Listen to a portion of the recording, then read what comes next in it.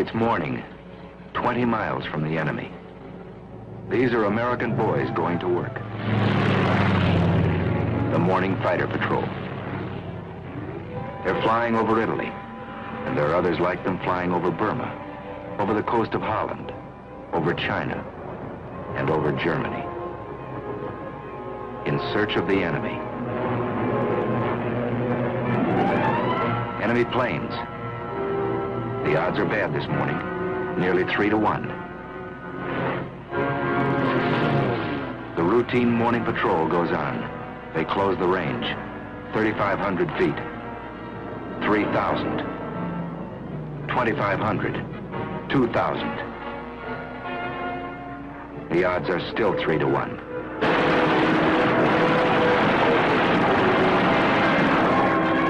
But it's 3 Nazis spinning down in blood and flame to every one of ours.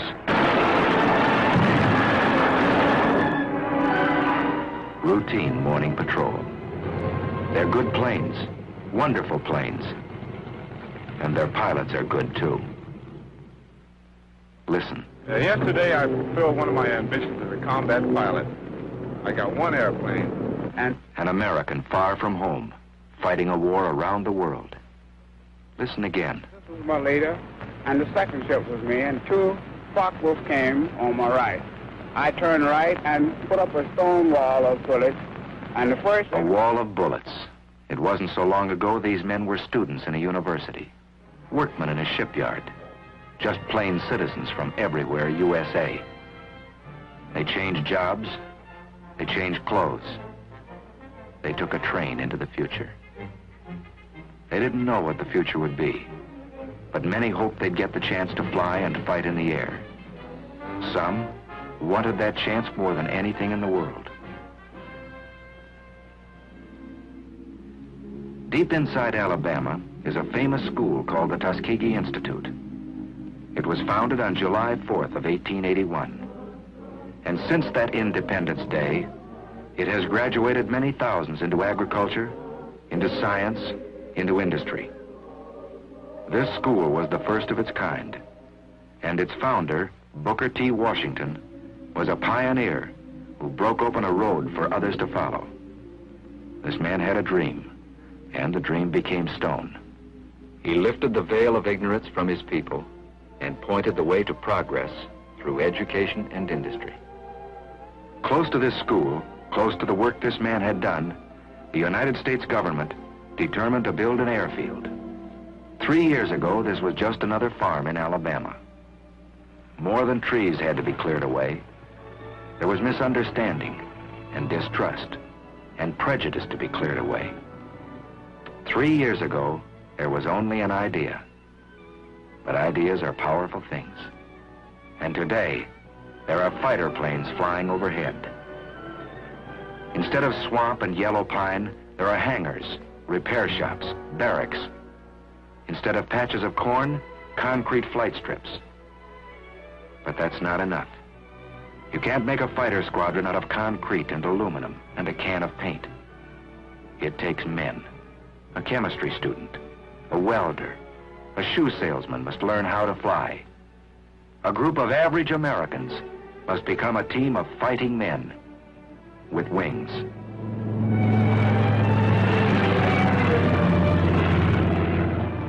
There's a new world up here.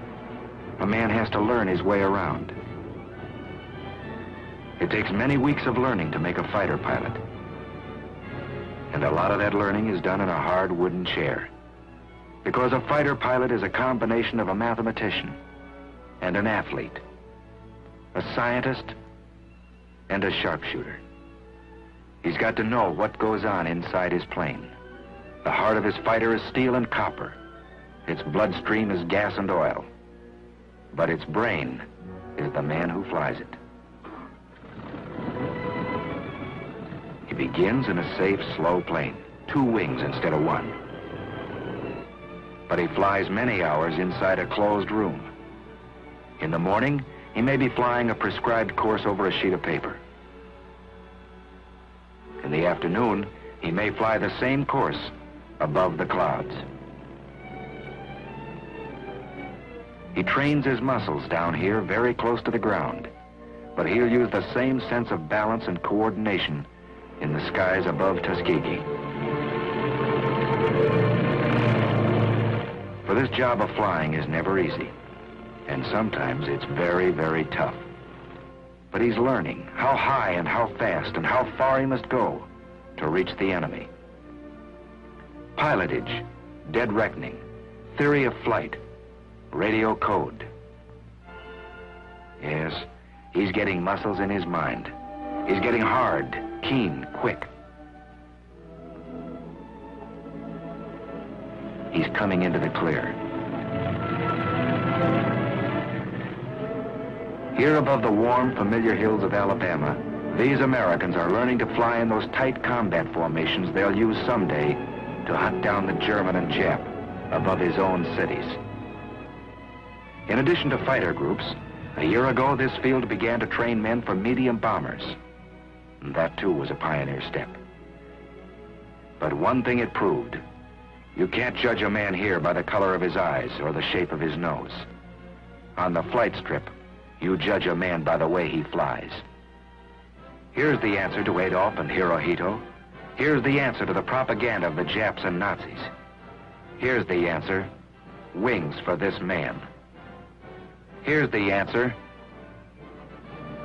wings for these Americans. Squadron after squadron out of Tuskegee, flying P-40s first, tough little planes, then striking with Thunderbolts, P-47s, then riding the Mustangs, P-51s. No, it was never easy for these men. They were pioneers, and no pioneer has it easy. They fought lies, they fought heartbreak, and they won. Now they fight the enemy on his own soil.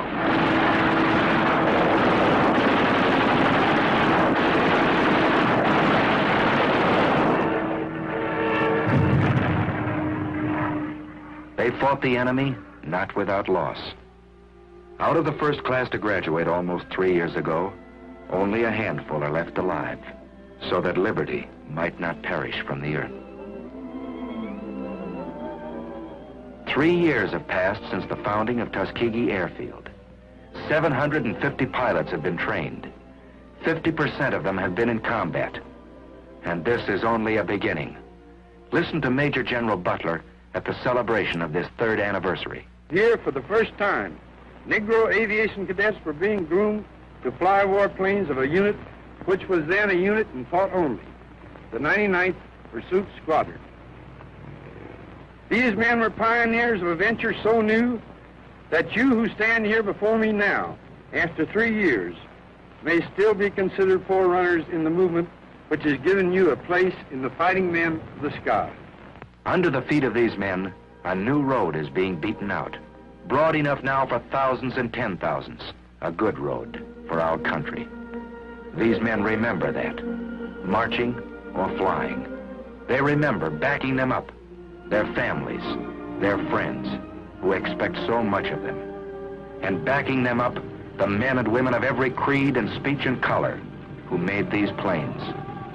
And backing them up, the most powerful force in the world, the strength of the American people.